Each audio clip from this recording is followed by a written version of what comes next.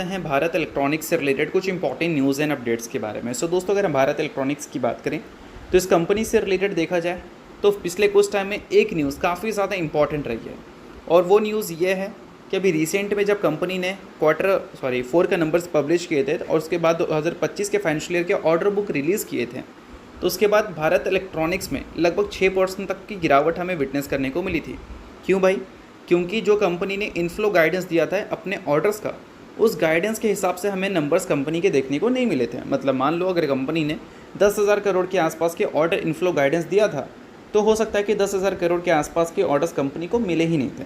तो इस वजह से जब भी ऑर्डर की न्यूज़ बीईएल में हमें सुनने को मिलती है तो इन्वेस्टर्स की जो सेंटिमेंट्स है वो थोड़ा पॉजिटिव हो जाता है, और इसी वजह से आज के दिन आपको ये कंपनी फोकस में रहती हुई देखने को मिली थी। क्योंकि दोस्तों, आप सभी को पता होना चाहिए कि इंडिया और यूएस के बीच में जो ट्रेड डील टॉक्स हमें देखने को मिल रही है, इससे इन्वेस्टर्स की जो सेंटिमेंट्स हैं वो पहले के मुकाबले देखा जाए तो इम्प्रूव हो चुका है। क्योंकि ऑलरेडी सेंटिमेंट्स तो हमारे लिए ख़राब ही था ना, बट अगर वापस से ट्रेड टॉक हुई है तो इससे क्या हम उम्मीद कर सकते हैं कि यूएस के जो टैरिफ का हाई बर्डन हमारे ऊपर है उसे हम थोड़ा सा कम होते हुए देखें।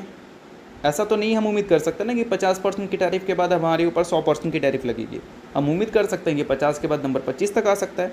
तो ये सारी चीज़ें, बट इन सारी चीज़ों के बाद दोस्तों सबसे इम्पॉर्टेंट बात यहाँ पर यह है कि काफ़ी सारे जो एनालिस्ट हैं उनके हिसाब से इंडिया और यूएस के बीच में जो ट्रेड टॉक्स हमें देखने को मिल रही है वो डिफेंस इंडस्ट्रीज़ के लिए एक तरह से देखा जाए तो पॉजिटिव रह सकता है। क्यों पॉजिटिव रह सकता है भाई? क्योंकि काफ़ी सारे बोल सकते हैं जो टेक्नोलॉजीज़ हैं वो ट्रांसफ़र किया जा सकता है।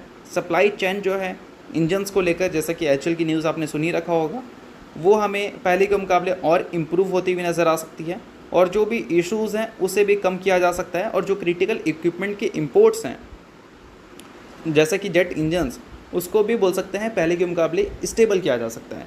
तो बोल सकते हैं कि ये जो ट्रेड टॉक है इसमें किसी सेक्टर को फ़ायदा हो ना हो, डिफेंस सेक्टर को फ़ायदा हो सकता है, ऐसा यहाँ पर एनालिस्ट का कहना है। और डिफेंस सेक्टर को फ़ायदा हो सकता है तो डिफेंस सेक्टर की जो टॉप बड़ी कंपनीज़ हैं, लाइक बीईएल की बात करें, एचएल की बात करें, तो इनसे रिलेटेड जो प्रॉब्लम्स थी यूएस से, वो सारी प्रॉब्लम्स कहीं ना कहीं शॉर्ट आउट होती हुई नज़र आ सकती हैं। और इसी वजह से बोल सकते हैं कि आज के दिन काफ़ी सारी डिफेंस कंपनी फोकस में हैं, जिसमें बीईएल जैसी कंपनीज़ और एचएल जैसी कंपनीज़ भी देखने को मिलती हैं।